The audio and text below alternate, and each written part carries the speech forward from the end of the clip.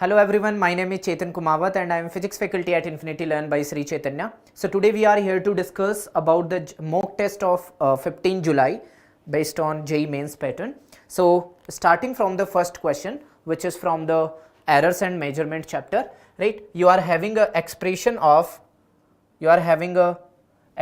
for a quantity which is x,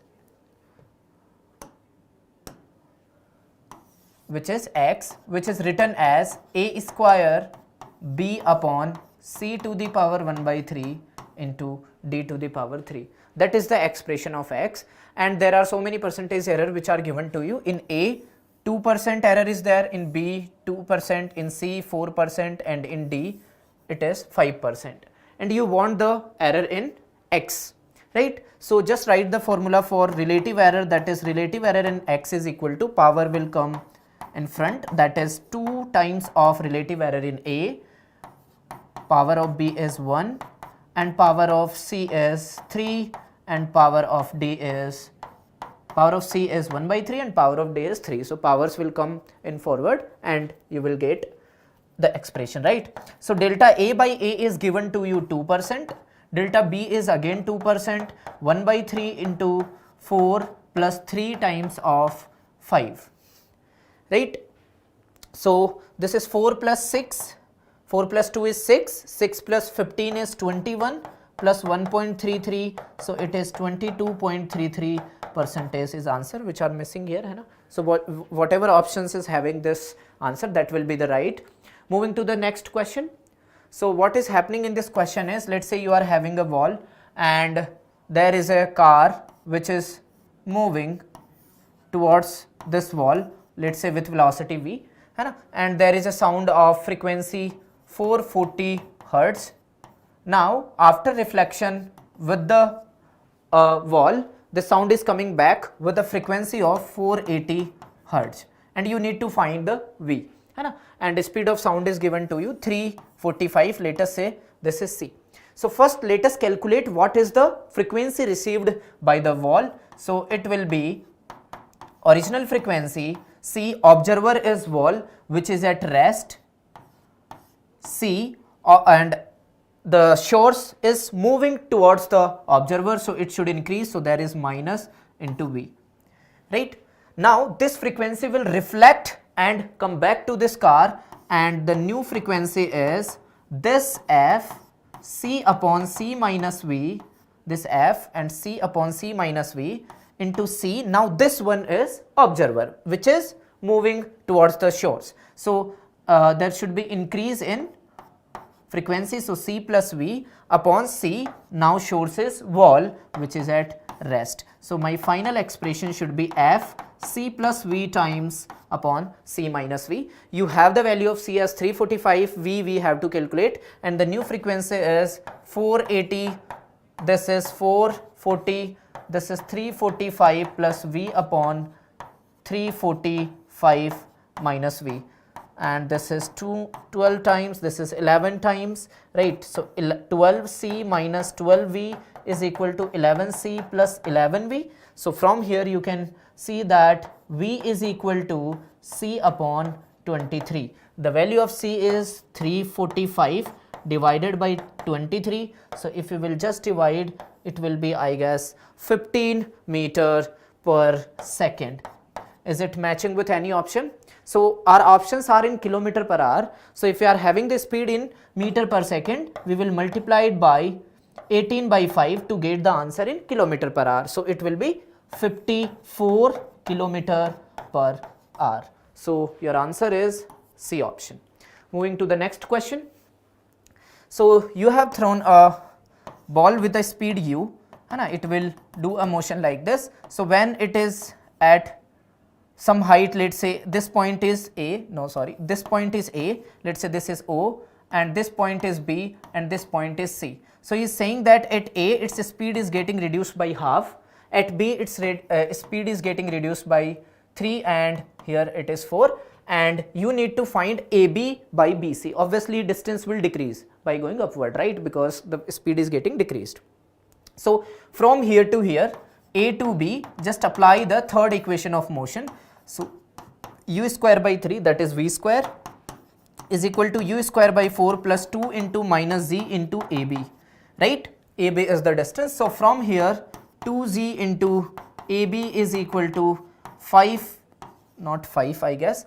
Acha, u by 3 is there, so its square will be 9 here. So it will come 5u square by 36. So from here you can get that 5 by 36 times of u square by 2z, right? That is AB. By the same equation you can calculate the BC also. So BC will be, final speed is u square by 16 minus u square by 9 upon 2g times, right?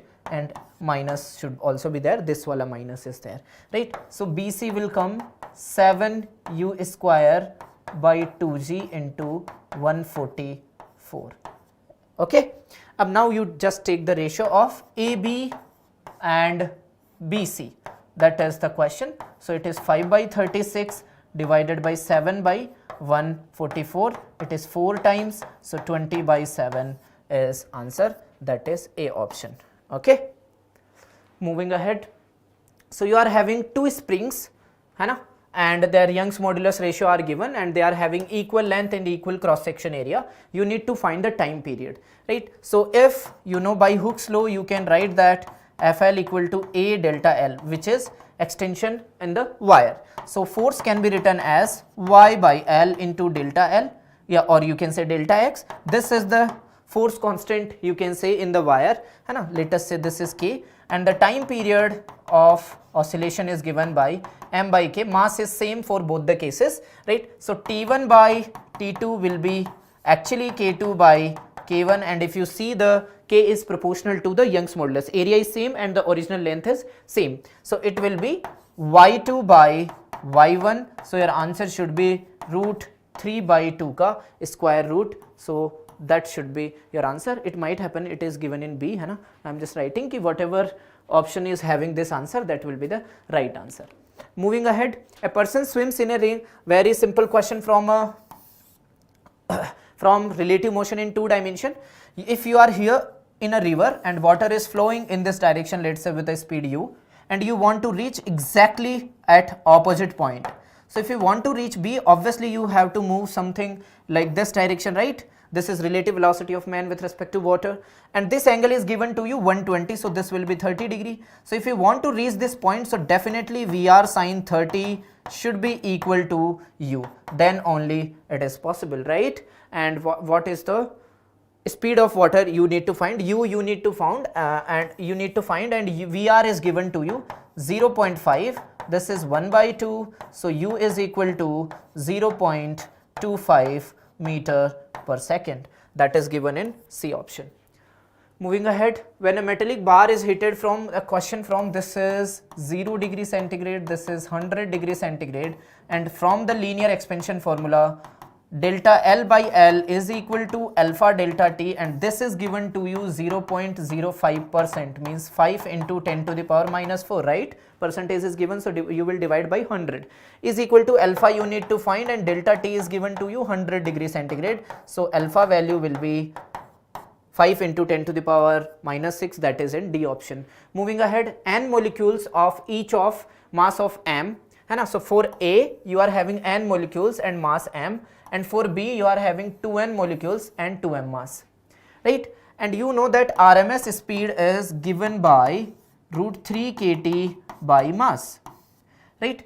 So the mean square velocity of the molecule of B is V square. So I can write VB square is equal to 3 kT by mass is 2m for B, right? Alright.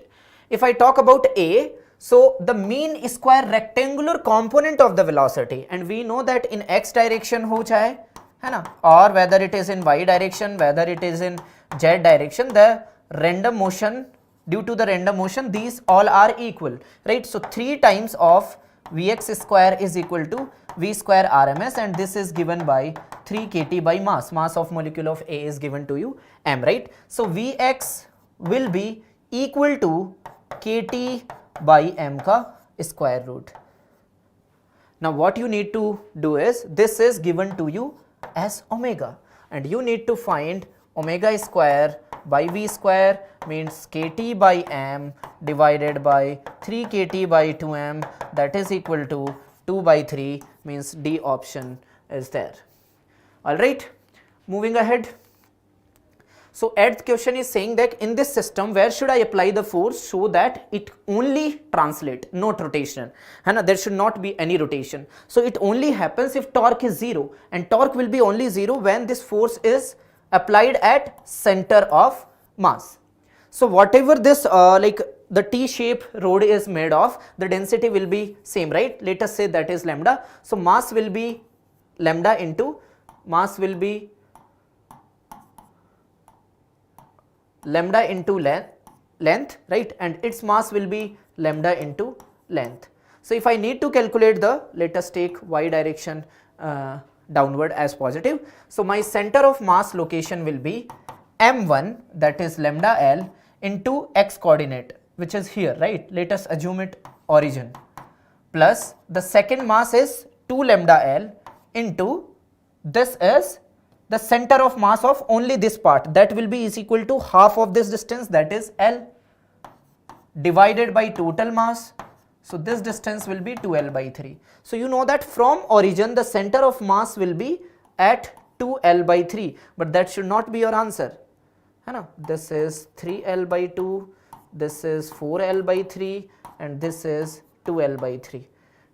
So this should not be answered, because if you read the question, you need to find the location of P with respect to C. So if it is 2L by 3, so the remaining distance will be 2L minus 2L by 3, right? 2L minus 2L by 3, that is equal to 4L by 3. So B option is right answer. Moving ahead, so this is something like this omega 1 minus omega 2 the whole square. This is the answer, that is why I am writing only this, and this option is actually given to you like this. This option is I by 8 omega 1 minus omega 2 the whole square, and this option is I by 2 omega 1 plus omega 2 the whole square. Alright, now what you have to do is, what is happening in this question, you are having two discs of same moment of inertia moving with, one is moving with omega 1 and other is moving with omega 2, okay, and its moment of inertia is also same. Now you are putting them like on each other when they were moving in same direction. So there is no external torque, so angular momentum has to be considered. Angular momentum is given by I omega. So this was initial angular momentum, and finally when they will merge, so I plus I will be 2I. So final omega will be omega 1 plus omega 2 by 2. You need to find the loss in energy. It means K1 minus K2. So initial kinetic energy for the first disk is this, for the second disk is this, and for the third and final kinetic energy for the combined disk is 1 by 2. I ki jagah 2I will be there. This will be omega 1 plus omega 2 ka whole square, right? Just take something as common, which is I by 2. So omega 1 square plus omega 2 square minus omega 1 square plus omega 2 square plus omega 1 omega 2 divided by 2 will be there, right? Now take LCM as 2. So 2 omega 1 square minus 1 will be omega 1 square. 2 omega 2 square minus omega 2 square will be omega 2 square, and this minus and this plus will get minus. So you will have expression like omega 1 square plus omega 2 square minus 2 omega 1 omega t, and this expression is actually omega 1 minus omega 2 the whole square. So our answer should be A option. Moving ahead, 1 kg of water is heated from 40 degree to 70 degree centigrade. If volume remains constant, means work done is 0. So if you apply the first law of thermodynamics, right? So if work done is 0, then your change in internal energy will be equal to delta Q, and to raise the temperature from 40 to 70, you need this much amount of heat. So mass is given to you 1 kg, right? 1 kg, S is given to you 4148, delta T is given to you 30, right? 70 minus 40 is 30. So 3 times of this you will do, so you will get 1.24 into 10 to the power 5 joule, that is given to you and C option है ना, 4 3 जा 12, so yeah 1.2 should come. 2 12 14 2 3 12 2 14 3 24 14 1 3. I guess it is coming 1.6. Let us just calculate. 0 2 4 4. Now it was right है ना, it is coming only C option. This one is right expression, right? C is the final answer. And for the 11th part from fluid mechanics, basically a little bit of dynamics is involved there. So you need to find how much height difference is there, and you know that if acceleration is given in this direction, then this tan theta is given by A by G, and in this triangle this tan theta can be written as h by this distance, which is 40 है ना. So acceleration is given to you 5, G is 10, h upon 40, so h is 20 centimeter है ना. So this should be 20. Moving ahead, the density of newly discovered planet is twice that of, so density of planet is given to you density of earth है ना, and the value of G of planet at surface is given to you, value of G at the surface of earth, and you need to find the radius ratio of both of them, right? Earth ki radius is r and the planet radius is r dash. So you know that the expression of G is G times of mass upon r square, right? And we are having the expression in terms of density, so mass can be written as density into volume, right? So it will be proportional to rho into r. So if G is proportional to rho into r, planet density into planet radius is equal to planet earth density and earth radius. I want r upon r dash, so it should be rho planet upon rho e, basically the density ratio of planet to the earth, which is given to you 2. So answer should be 2. Rho p by rho a is 2, right, from that expression. Moving ahead, you need to find the amplitude of this oscillation. The initial condition, at initial condition its velocity is 0 है ना, it is at natural length, this spring. When you will release this है ना, so when it will come again at rest at extreme position, and you know that if we are having two positions where velocities are 0, so distance between them will be this and mean position will be somewhere else, right? Mg by k, at a distance of mg by k, this will be mean position. So just apply the energy conservation from this point to this point. The extension in a spring will come into 2a, right? This will also come 2a because this mass is going 2a in downward direction. So the energy which is gained by this spring is half k into 2a square, that goes into the potential energy of the mass. So my 2a will be 2 mg by k, so amplitude should be mg by k, right? mg is 50 and k is 200, so it will be 1 by 4 meter, right? And this expression is given to you alpha by 100, so alpha value will be 25, so this should be 25, right? Very simple question from energy conservation. Moving ahead, so this diagram is given to you. At this instant the acceleration of 10 kg is given to you 12 meter per second square. Now just imagine who will move this 10 kg, only the spring force. So the spring force value will be mass into its acceleration, that is 120 Newton. If you make the free body diagram of this 20 kg block, there is a 200 Newton and there is a spring force which you have already calculated 120 Newton, right? In ideal spring force will be uniform, and so the net force is 200 minus 120 is 80 divided by mass, so acceleration will be 4 meter per second square for 20 kg, right? So this will move with 4 meter per second square at this instant, so answer will be 4. Moving ahead, a body travels in a straight line and this is given as x to the power 3 by 2. So whenever you are having velocity as a function of x and they ask you the force, they ask you the work done. So work done by work energy theorem is change in kinetic energy. Don't go into the like integration. Why? Because in integration you will need acceleration and you will find the acceleration by dv by dx. So don't go into that. Just apply the work energy theorem. So it is equal to half m into final speed minus initial speed, right? So it is 0.25. If v square is there, so k square x2 cube minus x1 cube. Do we have the value of k? It is given to you 5, so it will be 25. x2 is 2 and its cube will be 8 and x1 is 0. So this is 0.25 into 200, that is 50 joule. That is 50 joule. So 50 is my answer. Moving ahead, 100 volt carrier wave. So you have the amplitude of carrier wave is 100 volt and it is made to vary between this and this. So the maximum and minimum you know. So AC plus AM is given to you 160, right? And AC is 100. AM somehow you need to calculate. So AM will be 60 volt, right? So what is the modulation index? The formula for modulation index is given by AM by AC. So AM you know,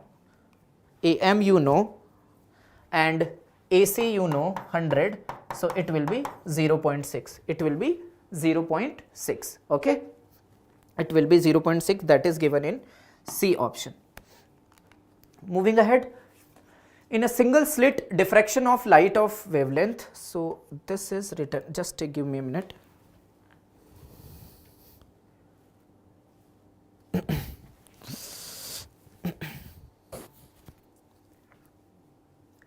Yeah, so you are having this expression like this. So what is given in this question is diffraction. In a single slit diffraction of light of wavelength, you know slit separation is E and the distance of screen from the slit is given to you B. And so what happens in diffraction is, this is screen, this distance is given to you B and this distance is given to you E, and you know that first maxima will be something like this, and this angle is theta, this angle is theta, right? So do you know this distance? This distance can be written, theta is given by lambda by d, if you guys know, theta is given by lambda by d. So this distance will be lambda theta into this distance, that is b, and small d is actually given to you this. So this distance will again be lambda b by e, but you want this bright spot full length, right? So lambda b by e plus lambda b by e, and this distance is again e, right? So your answer should be 2 lambda b by e plus e, that is the total, like the length or the width of maxima on a screen, right? Moving ahead, the work function is given to you, illuminated by the light of wavelength is given to you 6400 angstrom. Maximum kinetic energy you need to calculate. So Einstein relation says that maximum kinetic energy is given by E minus phi. Phi you directly know, you just find the value of E, and E is given by SC by lambda. So this is 6.64 into 10 to the power minus 34. The value of C is 3 into 10 to the power 8, and lambda is given to you 6.4 into 10 to the power minus 7. And if you see the value of H, this is given to you 6.4. So it will be 3 times of 826 10 to the power minus 19 joule, right? So energy value you know, phi is given to you. So kinetic energy maximum will be E minus phi, that is 3 minus 1.6 into 10 to the power minus 19 joule, that is equal to 1.4 into 10 to the power minus 19 joule, that is given in first option. I don't think this is given in first option, this is in C option. 1.4 into 10 to the power minus 19 joule. Moving ahead, the energy of photon in nth orbit is given by, nth orbit is given by minus 13.6 upon n square electron volt. All right. The amount of energy needed to transfer electron from first orbit to third orbit you need to transfer. So basically what you have to do is E3 minus E1. So minus 13.6, 1 by 9 minus 1. So it will be approximately 1.51 into 8 plus का हो जाएगा, right? 1 by 9 minus 1 will be 8 by 9, and this will be 1.518. So it will be approximately 12.09 electron volt, that is given in C option. Moving ahead, calculate the binding energy of an alpha particle. So if you know, alpha particle is written like this, right? So there are 2 protons and the number of neutrons are also 2, right?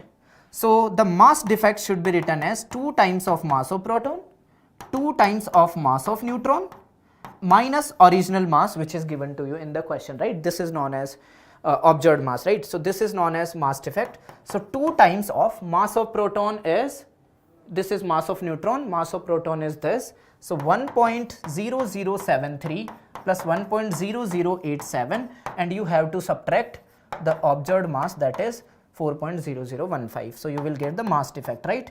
So this will be 0.2 minus 4.0015, that is equal to 2 times of this. So 4.032 minus 4.0015. So it will be 320 minus 15, that is 0.0305 U. That is your mass defect. And if you know the mass defect, so obviously binding energy can be calculated as 931.5 into 0.0305. Just multiply 9 3s is 27. So answer should be approximately 27, that is 28.4 mega electron volt, which is given in B option. Alright, moving ahead.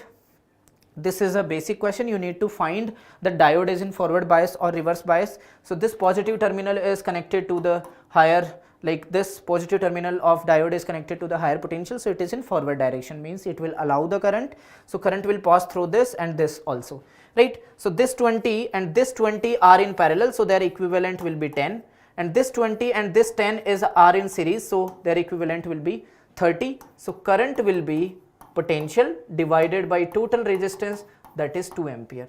So 2 ampere current is coming in the circuit, and what is the equivalent resistance across X and Y? What is the equivalent resistance across X and Y? That was 10 ohm, right? So potential difference between X and Y is I into R, that is equal to 20 volt, that is given in B option. Very simple question, hai na? Moving to the next question, you need to find the output, and this is the gate which is given to you, and inputs are also given to you. If you see the initial region, B is 0 but A is 1, right? So if A is 1 1, B is 0 1 1, their end 1 1 end will be 1 and their not will be 0 0 0 or is 0 and their not is 1. So when I am taking, like in initial stage, the output should be 1. That is only given in like this option and this option. Which option? B and D option. Initially 1 is there and 1 is there. Moving to the next part. After that you are having both as 1. This is 1 also and this one is also 1. So if both are 1, then it will again be 0, right? And 0 1 or will be 1 and their not will be 0. So if I am taking 1 1, my answer should be 0, which is not happening in B option. So my answer should be D option. Alright, moving to the next question. Young's modulus, this. Angular width of a fringe formed in a distance screen is 0.1 degree. So theta is given by lambda by D, and this is in degree, but it is very less. So you can convert it in radian also. Lambda you need to find, I guess. No, lambda is given to you 628 into 10 to the power minus 9 upon D. D you need to find, right? Distance between the slits. So D will be 1800 into 628 divided by 3.14 into 10 to the power minus 9. That is equal to, this will be 200 times, right? And this is 36 into 10 to the power minus 5 meter, right? So 3.6 into 10 to the power minus 4 meter is there. So C option is right answer. Moving ahead.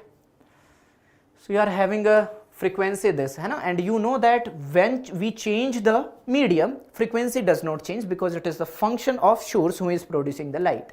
So frequency remains constant, right? So this option will be wrong. Frequency remains unchanged, both remains unchanged. Alright, and if you are having the value of ER and mu R, so obviously you can calculate the refractive index, right? So that should be equal to 4, means 2. So if you know the refractive index, you know that by introducing a medium of this much refractive index, your lambda will reduce by mu times, means lambda will reduce by half. So which option is matching with it? That is first option, wavelength is half and frequency remains unchanged. Moving ahead, a coil of inductance this. So you are having XL, you are having the value of R, and you are having the value of XC. And you need to find the power factor. If you know the formula for power factor, which is known as cos phi, is written as R by Z. And Z is written as square root of R square plus XL minus XC to the whole square. This is 8, right? Resistance value is 8. So 8 square is 64. XL minus XC is 6 and that square is 36. This is 100, 100 root is 10. So your power factor will be 0.8, that is B option. Moving ahead, the objective of telescope has a focal length this. Okay, so there is a objective lens and its focal length is given to you, means this distance is given to you 1 meter, and this is height of image. I guess object image is also given to you, which is placed at 2000 meter. 2 kilometer is written, so 2000 meters. So we can assume that object is as infinity, so image will be at focus, right? So this is 1.2 meter. So this angle is alpha, this angle is alpha. From this triangle, alpha is equal to perpendicular upon, actually this is tan alpha, but angle is very small, that is why I am writing alpha. And from this triangle, alpha is perpendicular upon base, right? So HI will be 0.6 by 100, so it should be 6 mm. It should be 6 mm. So its answer should be 6. Moving ahead, and small droplets of same size, means radius are same and charged to a potential V. So let's say we are having so many drops of each radius R and charge Q, and its potential is given to you KQ by R, and they are forming a big drop. So by charge conservation, the total charge will be n times of the initial charges, right? Q plus Q plus Q plus n times. So NQ is the total charge, but you need to find the radius, and obviously to find this radius you need to do the volume conservation. Initially this is the volume of one drop and you are having n, so that will be equal to the bigger drop volume. So R value will be n to the power 1 by 3 into R, and you need the potential for this, so that is K, its charge is NQ and its radius is this, right? So V dash will be n to the power 2 by 3 into KQ by R. It means it is n to the power 2 by 3 times of the previous one, right? So this expression is, I guess, written like that, V n to the power a by 3. So they are asking the value of a, so a answer should be 2. Okay, moving ahead, the ratio of magnetic intensity for an axial point. So for an axial point, you know that magnetic field due to a bar magnet is given by 2m times of r cube, right? And for a point on broadside position, broadside on position means equatorial axis, the same thing they have written in another language also, from a short in longitude, from a short magnet in longitudinal and transverse. Longitudinal means along the length and transverse means perpendicular to the length. The same thing is written. So in perpendicular direction, you know the formula is, this 2 won't come in equatorial direction, and this is the formula, and they are asking you this ratio, so it will be 2. It will be 2. All right, moving ahead, a beam of proton with a velocity, this is 4 into 10 to the power 5 meter per second, and a uniform magnetic field is also given to you, and at an angle of 60 degree. So basically, let's say you are having a magnetic field like this, so you have projected at an angle 60 degree, and you know that this V sin 60 component will responsible for circular motion, right? So radius of circular motion is given by m, instead of V here it should be V sin 60 upon QB, right? So I guess this is proton beam, so mass will be 1.6 into 10 to the power minus 27, velocity is 4 into 10 to the power 5, this is root 3 by 2, divided by Q is 1.6 into 10 to the power minus 19, and magnetic field is given to you 0.3, right? So it should be 20 root 3 by 3 into 10 to the power minus 4 meter. So it should be 2 into 1.73, that is 3.4 upon 3 into 10 to the power minus 3 meter, right? We are not having any option and we have to find in meters, right? So it will be 1.11 something, so we can write 1.2 into 10 to the power minus 3 meter means 0.0012 meter is our final answer, and a very less radius. Moving to the last question, a current of 2 ampere flows through a 2 ohm resistor when connected across a battery. So you are having a battery and there is a resistance of 2 ohm and the current is 2 ampere. E and R you don't know. So in this case the current will be EMF upon total resistance. Total resistance is 2 plus R, right? That is given to you 2 ampere. Alright. And the second part, instead of this 2 ohm, you are having 9 ohm resistance. This 2 ohm is getting changed. So now current will be E upon R plus 9. But he is saying that the current is again same.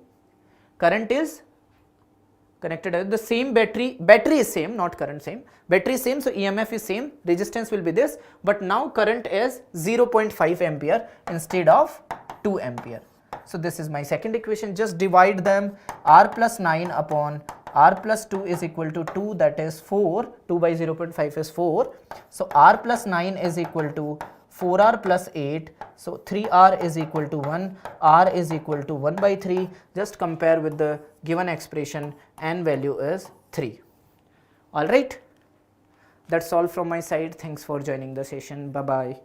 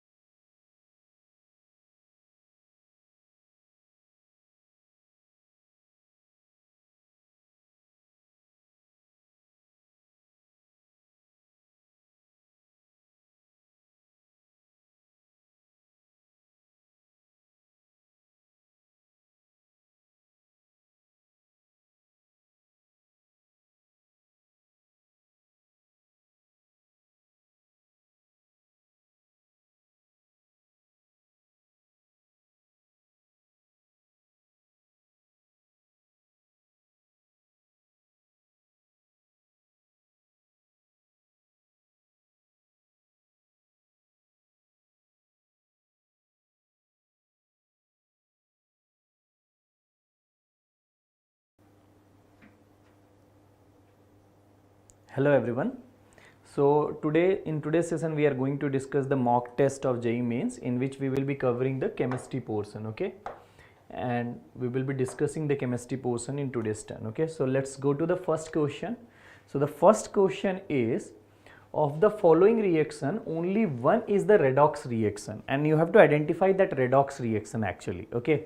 So there are several typing mistakes are there, you can just ignore them. I will correct wherever they are required, but rest of them can be ignored easily. So only one of them is basically the redox reaction. So let's find out this. So in the redox reaction, the basic characteristics is that the oxidation state get changed, okay. So we have to focus on the oxidation state change, okay.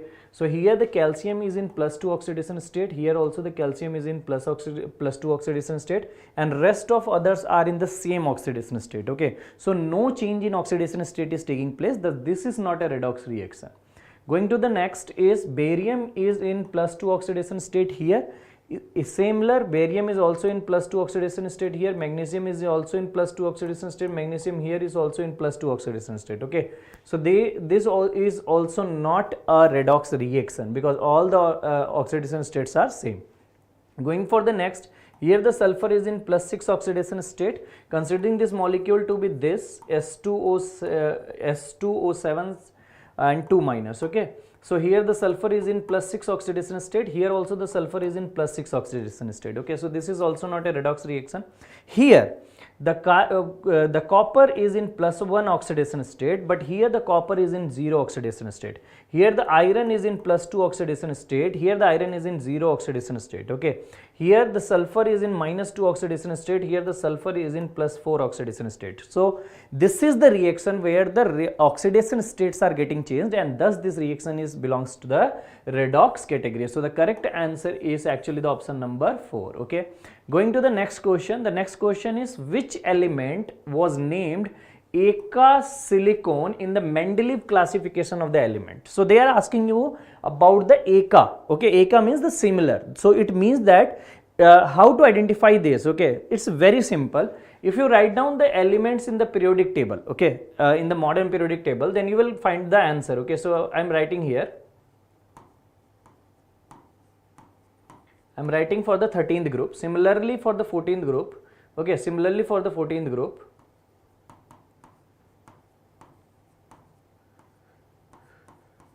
So you can easily say that the gallium will resemble with aluminium. Okay, and the germanium will resemble with silicon. So germanium is the element which is called basically the Eka silicon. Okay, so the correct answer will be the option number A. Okay, going to the next question. Which of the following hydrogen compounds is most ionic?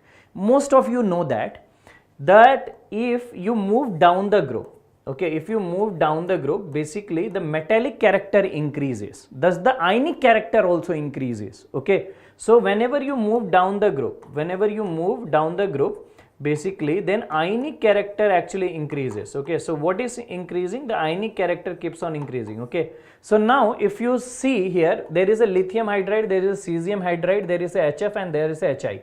These two are covalent, we know that. Okay, these two are covalent in nature because non-metal and non-metals are getting combined there. Okay, the rest two options are ionic, but we have to choose the most. Okay, so basically out of those, the cesium will have more metallic character, thus it will having more ionic character. So the correct answer will be the option number B. Okay, going to the next question. Which of the following contains only one element? So it is asking you that which of the following compound only contains one element, no other element. Okay, so if you go for the marble, it's basically the formula of the marble is CaCO3. Okay, for diamond it's only carbon.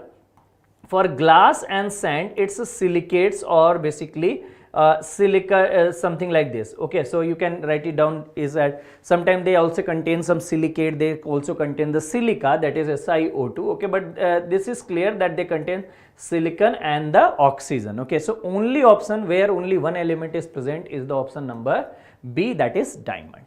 Okay, going to the next question. So the next question, which is not intensive property? Okay, so remember, intensive properties are those properties which does not depends on amount of substance. Okay, so it is saying that not intensive, which means they are asking you the extensive properties. Okay, so they are asking you the extensive property. Okay, extensive properties are those properties which get divided when you divide the system, or which are dependent upon the amount of the substance or the system. Okay, so temperature like boiling point or melting point, these are never extensive properties, they are always intensive properties. Okay, so this can't be your answer.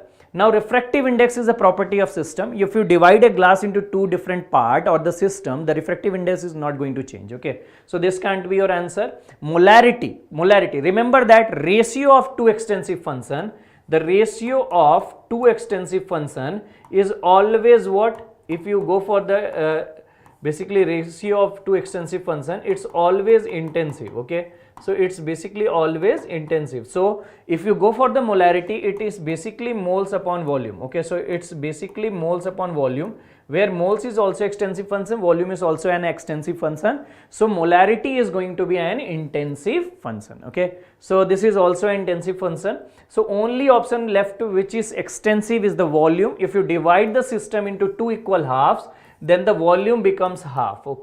Okay, so this is basically going to depend on that. Next question. Aldehyde and ketones can be differentiated by using, okay, so aldehyde and ketones, let's see all the options. Majorly they are differentiated by Tollens reagent, and basically most of them are differentiated by Tollens reagent, but let's check the other options also. This is going to give the iodoform test with all methyl keto groups. Okay, so it doesn't matter if the group contain this CH3 C double bond O, or otherwise it is formed during the reaction, then it will give the test. Doesn't matter here the H is present or R is present. So you cannot differentiate by using option number A. That's clear. Okay, so this is going to be rejected. Next, it react with all what we call it, basically it react with all the carbonyl compounds. So it's a test for carbonyl, not for what we call it aldehyde and ketones. So this is also rejected. Next is the Tollens reagent, which can be used because it's only give the mirror test with the what we call it aldehyde. It do not give the mirror test with the ketones. So this can be used. So this will be your correct answer. This is the test for or react with both. So this react with basically both means carbonyl compounds, okay, both carbonyl compounds. So this can't be used for the differentiation purpose, okay, so they react with both carbonyl compounds, so it can't be used here, okay. So the correct answer will be option number C. I hope that everything is clear till now. Moving to the next question. Dihydrogen of high purity, okay, is obtained through. So if you remember, this same question in a statement wise asked in the previous mock test, okay, where they have given a statement that electrolysis of warm solution of BaOH whole twice gives you very high pure hydrogen. That's true, okay. So the correct answer is this. This is the correct answer actually, okay. So this is given in the NCERT. You have to read the statement from the NCERT, and the correct answer for this is actually the option number A, okay. So the option number A is correct. Now going to the next question. The order of appearance of following with rising temperature during the refining of crude oil, okay. So basically what happened when you refine the crude oil, there are different layers created in the fractional distillations, okay. So depending on their temperature, depending on their what boiling point, basically they basically occupies the different levels, okay. So the first and the bottom layer is occupied by the least basically highest boiling point element, and that is the diesel in this case, okay. So this is the answer for this, okay, diesel, the last one. Then the second is basically occupied by the kerosene here. The second layer is occupied by the kerosenes because this has the second highest boiling point among all these three options, and the least one is basically by the gasolines, which can be seen here, okay. And remember, the gas, the fuel with maximum what we call it basically boiling points are generally the maximum pure also, okay. So remember this fact. Now going to the next question. At what temperature will both the Celsius and the Fahrenheit scale read the same value? So you know the relation how to convert the Celsius and Fahrenheit, okay. So there is a simple relation, and most of you know the answer, that the answer is -40 actually. This is the factual data based question which is there in the ICSE books and CBSE books also. As a fact they put it somewhere, but if you didn't know, then basically if you go for the scale of comparison or basically the conversion, then temperature in degree Celsius is equals to basically 9/5 times of temperature in degree Fahrenheit, and what will be the here plus 32, okay, sorry, minus 32. So this is the relation, and you have to solve it, okay. You can use this relation, or basically, sorry, there is a slight mistake in the relation, sorry, or you can use this relation, or most of the people use this relation generally, okay, which is the next relation where you write down the temperatures in like this, okay. So T minus, okay, T minus. So how this formula, the second one, is derived, let me clarify this. So if you go for the temperature range, same temperature range, okay. So I am going for the same temperature range here, where you start from 0, go till 100 degrees Celsius for the boiling point of water, okay. So you start from 0 degrees Celsius and go till the 100 degrees Celsius. So if you observe the scale in different scales, okay, so for example, this is degree Fahrenheit and this is the Kelvin, okay. So there will be 273, there will be 373 Kelvin, okay.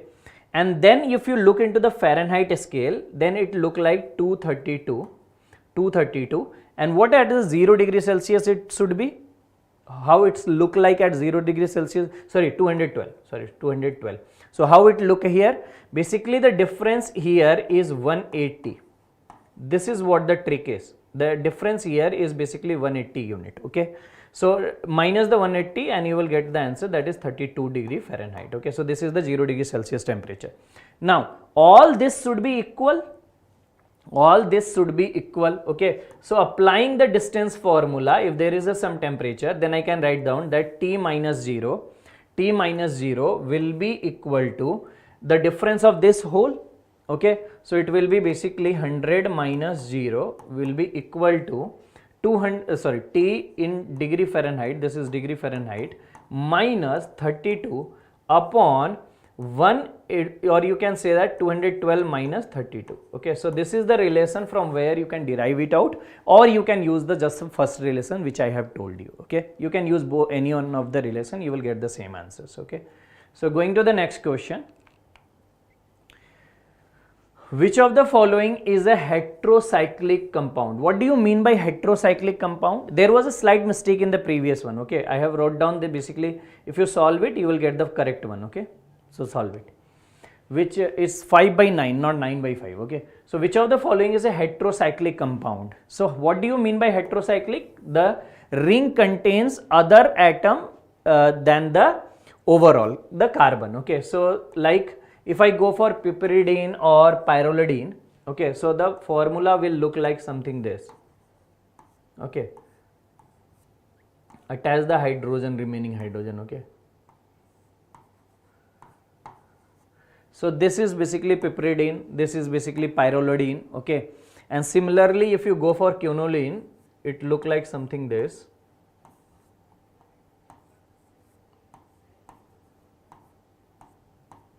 Okay, so this is the formula, and all of them contain other atom than the carbon. So they are all belongs to heterocyclic compound. So the answer will be option number D. Going to the next question. As 3PO4 molar mass is given to you is 98% by mass of a solution, okay. If the density is given, then you have to calculate the molarity. Let's solve this question, and this is the integer type question. These options are just by mistake printed there. So if this compound is 98% by mass, so what do you mean by this? This means that 98% W by W is present in the solution, which means that 98 gram of solute, it means that 98 gram of solute is present in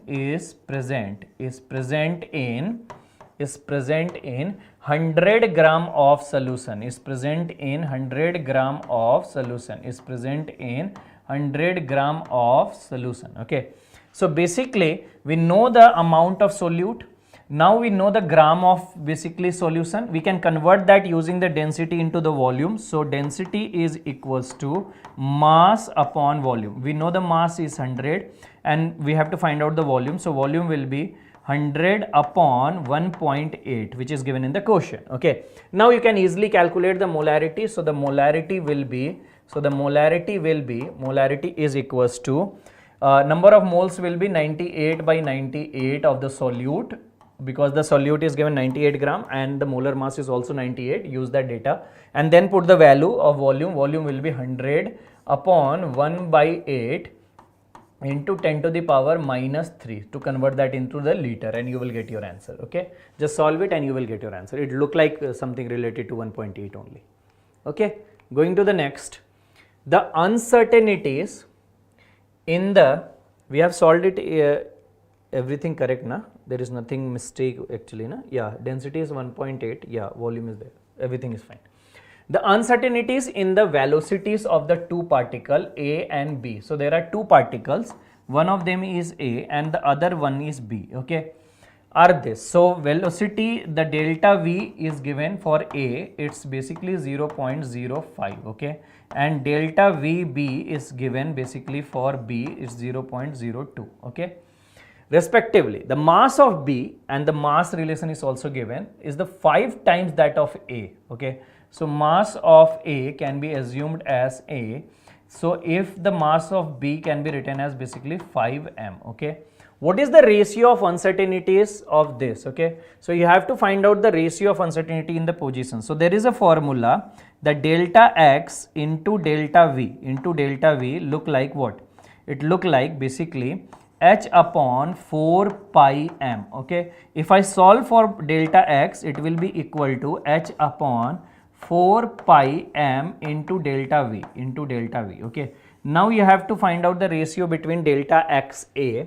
So it will be equals to delta x a upon delta x b will be equal to, if you solve it, you will get that it will be equal to mass of B into delta V of B upon mass of A into delta V of A. Okay, just substitute their values. I've already given you the values. Okay, you will substitute it and you will be able to solve this. Moving to the next question, the IUPAC name of the compound. So there is a compound given to you, and if you number it from here, because the nearest minimum locant rule is followed, so 1, 2 and 3. Okay, so on 1 there is a OH group, on 2 also there is a OH group. Okay, so the name will be propane 1,2-diol. So the correct answer will be option number C. Moving to the next question, the alpha amino acid is given at neutral pH as. Okay, so neutral pH means at the neutral pH they exist as zwitterion. They actually exist as zwitterion. Okay, they exist as zwitterion. Okay, so they exist as zwitterion. And in zwitterion, what happens basically, if you go for the zwitterion, then in the zwitterion basically the COOH and NH2 are present there, where this hydrogen transfers to this and it creates a structure like this, RCHCOO minus, and here it has basically NH3 plus. Okay, so it exists as NH3 plus, as CRH and this. Okay, so this will be your final answer. Okay, going to the next question, which of the following elements are polyatomic in nature? So polyatomic means their allotrope exists basically in a polyatomic form. Okay, so for phosphorus it exists as P4, for sulfur it exists as S8, for arsenic it exists as As4. Okay, so all of them, all the given options actually exist as polyatomic, okay, in nature. So the correct answer will be option number D. Going to the next question, the next question is the most abundant metal on the surface of the earth. Okay, so they are asking on the surface of the earth. Okay, and that too the metal, non-metal. Don't do that mistake. Generally students do that.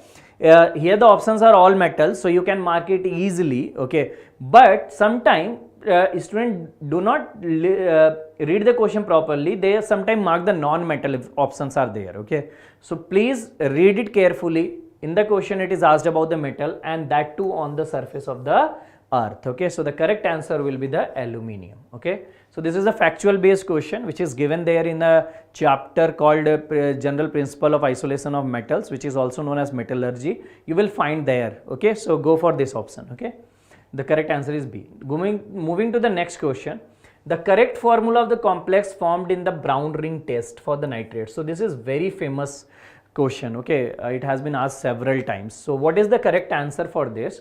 So the formula is FeH2O whole 5 NO, and that too NO is here a positive ligand. Okay, remember that this is a factual information. Okay, so this is the formula, and I think which formula fits to this? The option number B fits to this. Okay, and here some factual information. Fe is actually present in +1 oxidation state, the first factual information which is important for you, and it's conceptually also there. Most of you may be knowing this.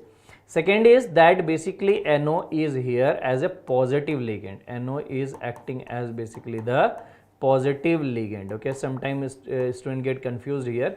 It is not acting as a neutral ligand, it is acting as a positive ligand in this question. Okay, and more things which are related to this may have been taught to you in your classes, so go and revise the notes, you will get there. Okay, going to the next question. Okay, so element that can be refined by distillation. Okay, so the correct answer is zinc. Why? Distillation process is applied for those metals which has low melting point, okay, and boiling point. Okay, so this is generally for low boiling point, okay, not for the melting point. Actually it's for the low boiling point. We are talking about distillation, not liquefaction. If liquefaction is there, then for low melting point. So for low boiling point, the lowest boiling point is for the zinc. Okay, so we will be applying that. Some students get confused with the gallium. Gallium is already liquid at room temperature, but its boiling point is not less, its melting point is less. Okay, it's not the boiling point which is less for the gallium, it's the melting point which is less for the gallium. Okay, so liquefaction can be easily applied to gallium, but the distillation will not be applicable.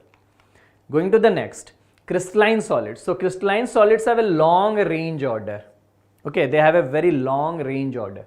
So this is the correct answer. Okay, the general formula like CnH2nO is true for, let's check one by one. Alkanal. Okay, so this is basically nothing but the aldehyde with normal, what we call it, normal alkene chain. Okay, so let's have a formula of aldehyde here, CH3 and C double bond O and basically H.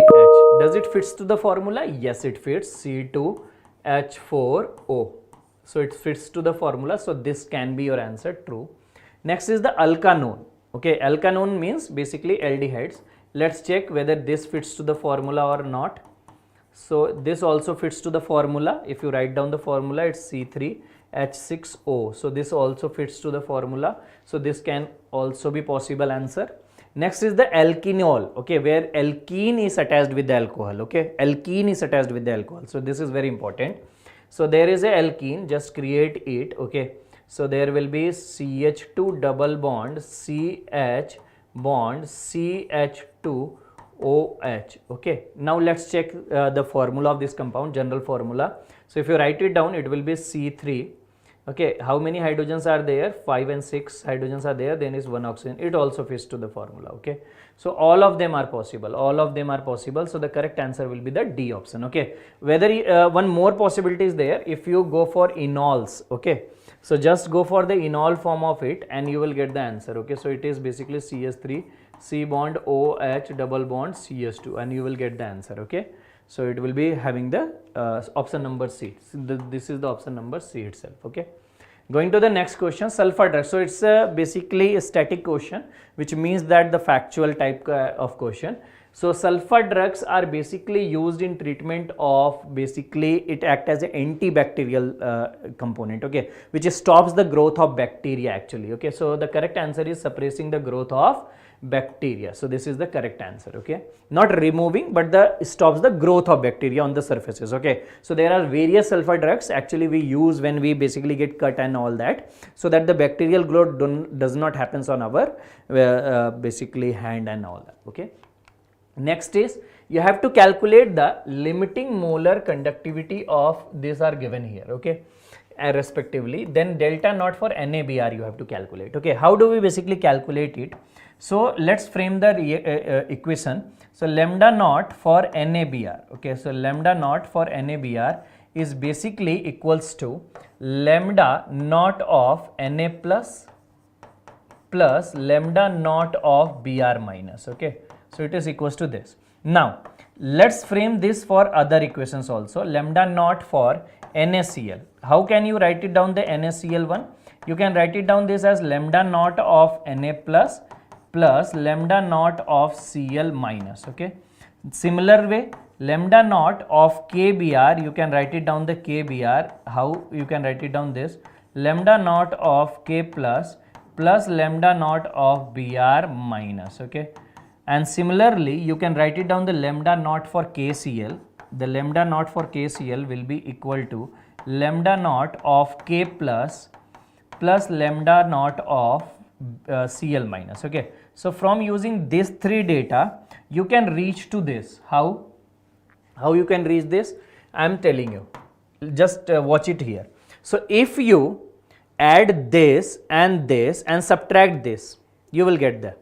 Okay, so it will be lambda naught of NaCl plus lambda naught of KBr minus lambda naught of what we call it KCl, okay, and you will get your answer. Okay, so this is where you, if you do this, you will get your final answer, okay, and the final answer comes to be 128, okay. So moving to the next question. So I have skipped the question number 53. There was some language problem in question number 53. So we will be discussing that in the next turn, okay, the next mock test paper. I am skipping to the question number 54 actually. So if the calcium crystallizes in BCC, so there is a BCC arrangement for the calcium, okay, so for the calcium the arrangement is BCC, and the radius of the calcium atom, so the R of the atom is given to you, okay, so R of the atom is given to you as a 96 picometer. So from here you can easily calculate the edge length. How we can calculate the edge length? Because we know the relation in BCC. If we talk about BCC, the relation is root 3a is equals to 4r, okay. So from here a can be calculated as 4 by root 3 into 96. So this is the A now, okay. Now this is A in picometers, okay, and now they are saying that volume of the unit cell of the calcium is this, okay. So they know the volume, and the volume can be written here also. Volume can be written here as 4 by root 3 into 96 picometer whole cube, okay, because the volume is equals to A cube, okay. So just solve it and you will get your answer, okay. Just convert the units in meter, and secondary one more important thing is that please solve it in a prox manner. You will get the answer, because you have to round off the answers to basically the single digit after the decimal, okay. So you can solve it. This is the concept. Next question is calculate the number average molecular mass, okay. So you have to calculate the average molecular mass, the weighted average molecular mass of a polymer in which 30 molecules have the molecular mass of this, 30%, 40% have this, and rest 30% have this. So you can find out the average here. It's very simple. So average molecular weight will be equal to, just go for the solution, it will be 30, because 30% of them has this mass. Okay, so just go for the formula. It's very simple. You can find out the average of anything, okay. So 30 into 20,000, okay, plus it will be 40 into 30,000 plus 30% have 60,000 mass, okay. So it will be 30 into basically 60,000, divide it with the 100, okay, and you will get your average molecular weight. Okay, it comes out to be 36,000, I think. Going to the next question. A current of 2 ampere when passed for 5 hours through a molten salt deposits 2.22 gram of metal. Atomic weight is given to you. The oxidation state of the metal in the salt. Okay, so remember that if you write down the formula of weight deposited, okay, so if you write down the formula of weight deposited, it is basically equals to ZIT, okay, where Z is nothing but it is basically equivalent weight upon 96500. Now, what is equivalent weight? Equivalent weight can be given by molecular weight by n factor into 96500. Now, what is n factor? It is the oxidation state of the metal actually. It is the oxidation state of the metal, okay. So here n factor is equals to oxidation state of metal. This is just the question, okay. So if you substitute it, it will become equals to, the equation will become equals to 177, that is the molecular weight, upon n factor that we have to calculate here, into 96500 into actually what is the current given in the question? 2 amperes. So it will be 2. What is the time given? You have to keep the time in seconds, okay. Don't do that mistake actually. So 5 into 60 minutes, and each minute has 60 seconds. So this is your question, and the weight deposited is basically 22.22, okay. So 22.22. Just solve this and you will get the answer for n factor, that is the oxidation state of the metal, okay. Going for the next question. The rate constant for the reaction is this and this at this temperature and this temperature respectively, and you have to calculate the activation energy of the reaction. So you have to use the want of equation. What is the want of equation? It states that ln K2 by K1 ln K2 by K1 is basically equals to minus EA by R 1 upon T2 minus 1 upon T1. Okay. Now let's have a look into the data. So K2 is given to you as basically 6.36 into 10 to the power minus 3. Okay. K1 is given to you as basically 1.6 into 10 to the power minus 5. Okay. And the temperature value, the T1 value is given to you as a 600 and the T2 value is given to you as a 700. Okay. So you know approximately all the values and R is 8.314 in joule. Okay. Just put the values and report your answers. Okay. It's slightly calculative. Why I'm saying that? Because if you go for the values, you will find out that these values are not so basically good values, but you will be able to solve it. Okay. So going to the next question. So with the molecular formula so there is a molecular formula given to you. How many compounds are possible excluding stereo? So you don't have to count the stereo, but you have to count all the all the what we call it structural isomers of it. Okay. So let's draw this and check how many of them are possible. So let's take a 4-member chain. Let's take a 4-member chain and attach both chlorine on the first carbon. This is the first possibility. The next possibility is that attach the both chlorine on the middle one carbon. The next possibility is that attach this chlorine basically one on this carbon and other at this carbon. Okay. There is another possibility. That possibility is that attach one chlorine here and attach another chlorine here. Okay. There is another possibility that attach one chlorine here and other chlorine here. Okay. So this is the 5 possibility that we have seen till now. Is there another possibility? Yes, there is another possibility that one chlorine here and the other chlorine here. Okay. Is there any possibility with a 3-member chain? Let's check this. No. So if I attach it chlorine here and one chlorine here, is there is a repetition or something like this? Please watch it for this. If there is any repetition, let me know. Okay. But this is almost I think 1, 2, 3 or sorry, the numbering will be from this side. It will be 1, 2 and 3. Okay. So on 2 there is a chlorine, on 1 there is a chlorine and the main chain is of 3-member. Is there any repetition or something like this? Look like here. So if you go for this numbering, it is 1, 2, 3. Always check the whenever you are drawing the isomers now, always check them. Okay, because sometime we are quickly enough in hurry, we forget basically to check whether it is possible even or not. Okay, so always check that. So these are the possible, I think.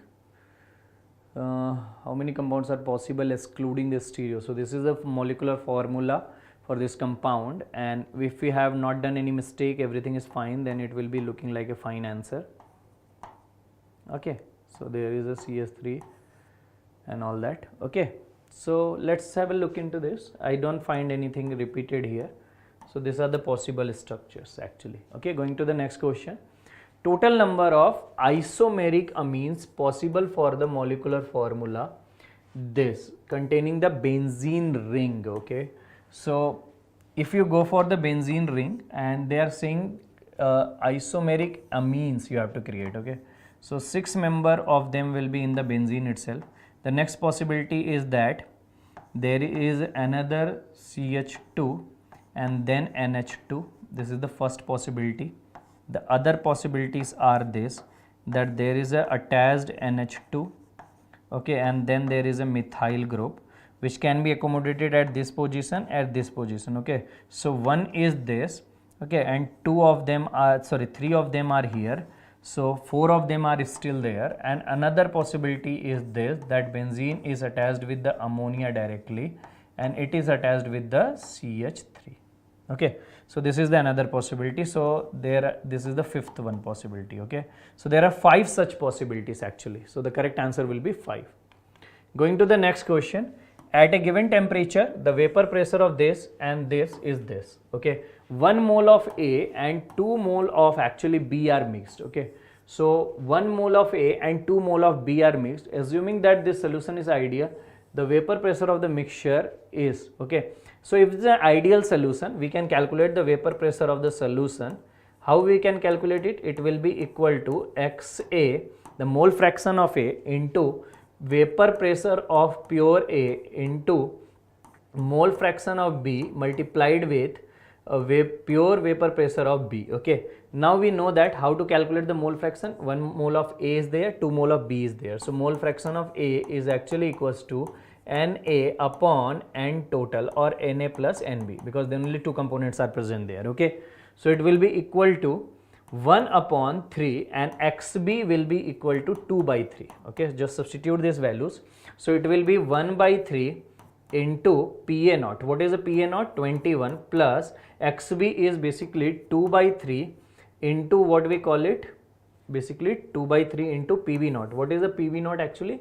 18 given in the question. Okay, so it will be 18, which solves to 19. So this is what your answer, 7 plus 12. Okay, so this will be your final answers. Okay, so I hope that every question is clear to you all. Okay, and in all the isomeric questions, whenever you get an isomer type of question, please go for the discussion of them by drawing the structures, and then you will get the final answers. Okay, so that's enough from my ends.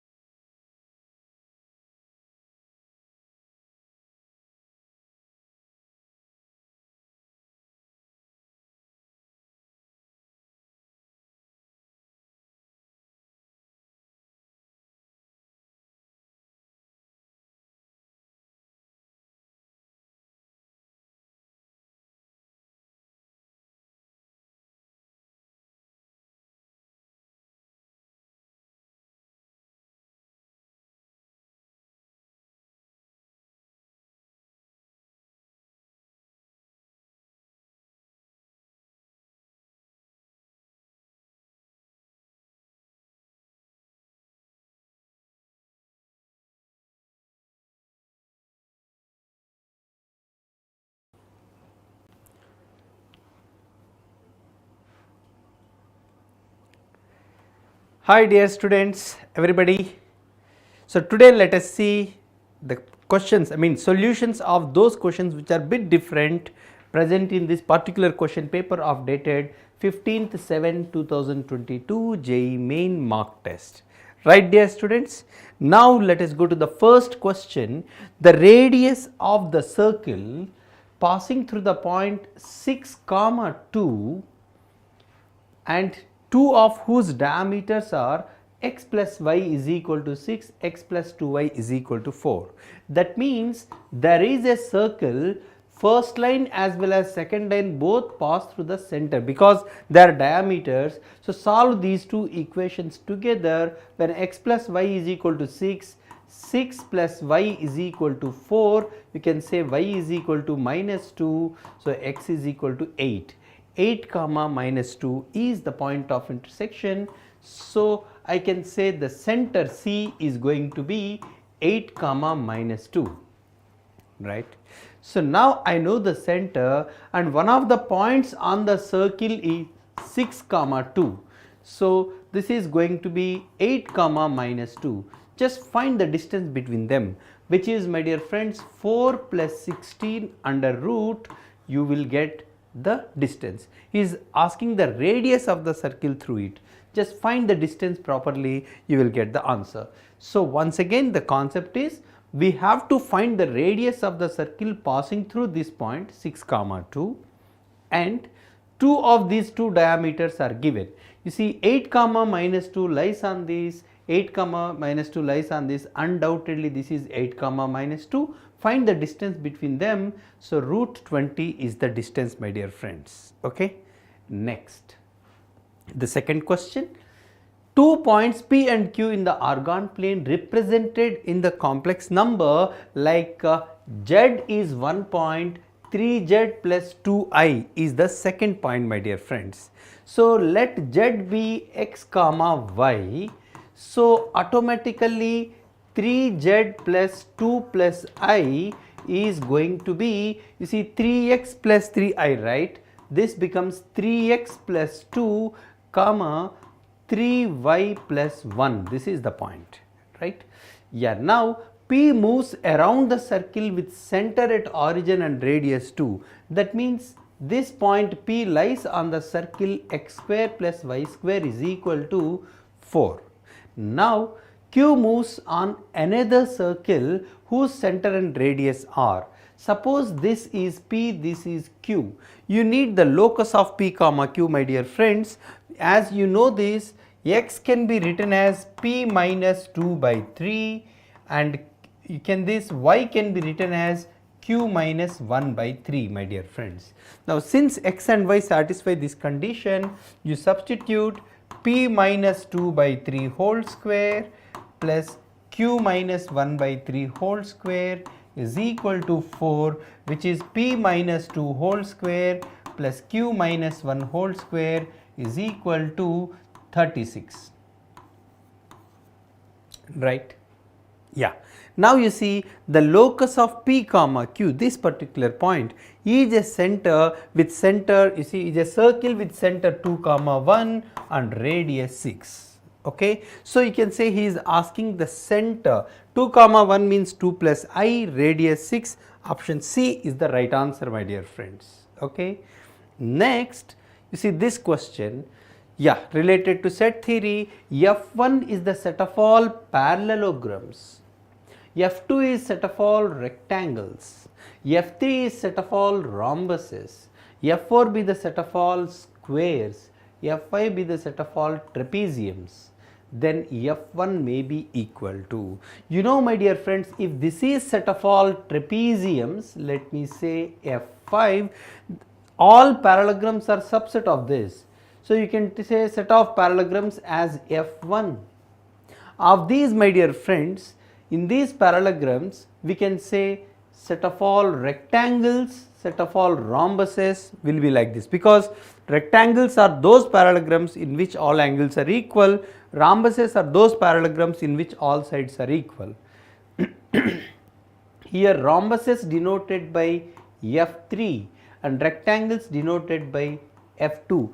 Common of these two is going to be squares. I can say squares are denoted by F4. This is the relevant Venn diagram, my dear friends. From this he is asking us to find what is F1.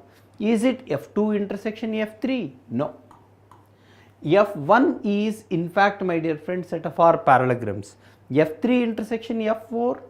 No, their intersection is F4 itself. F2 union F5?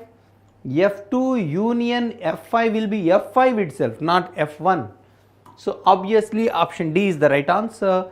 F2 union, F3 union, F4 union, F1, because F1 includes all these sets, their union is F1 itself, This is the answer, my dear friends. So, the way how you understand this particular situation through Venn diagram is important. Next, my dear friends, here 16 men compete with one another in running, swimming and riding. How many prize lists could be made if there were altogether 6 prizes of different values, 1 for running and 2 for swimming, and I can say 3 for riding. You see, my dear friends, totally there are 16 people and prizes are 1 for, you can say 1 for running, 2 for swimming and 3 for riding. Okay, this is running. So, this prize can be given away to any of the 16 persons. So, 16C1. I can say 16P1, in fact, both are the same. The next followed by these 2 prizes related to swimming cannot be given to the same person. In fact, you can give these 2 prizes to any of the 2 persons in 16. You have to select 2 members 16C2 and you can arrange. So, first prize to A, second prize to B, or first prize to B, second prize to A into 2 factorial, we call it as 16P2, dear friends. Multiplied by 3 prizes are to be given away to 16 members because here 3 different prizes. So, 16P3 I write rather arrangement. So, this is going to be, my dear friends, 16 into 16 into 15 into 16 into 15 into 14, right. So, I can say this answer to be 16 cube 15 square into 14. So, the answer finally 16 cube into, I can say 15 square into 14, right. Next, my dear friends, you see there is another inequation. You can observe here 4x square plus 9 plus 12. You see, my dear friends, 2x minus 3 whole square is always greater than or equal to 0. So, 4x square minus 12x plus 9 is greater than or equal to 0. 4x square plus 9 greater than or equal to 12x. Since it is positive, my dear friends, you can say 1 greater than or equal to 12x by 4x square plus 9, right. So, 12x by 4x square plus 9 is always less than or equal to 1, undoubtedly. He said mod x is here. Suppose x is positive or negative, in both the cases it is correct. Even though if you take plus here, this becomes minus here, but still in that case also correct. So, this is true for all real values x, my dear friends. Okay. So, my dear friends, in this way these are the specially identified questions from this paper. Keep practicing for JEE Main July attempt. All the best.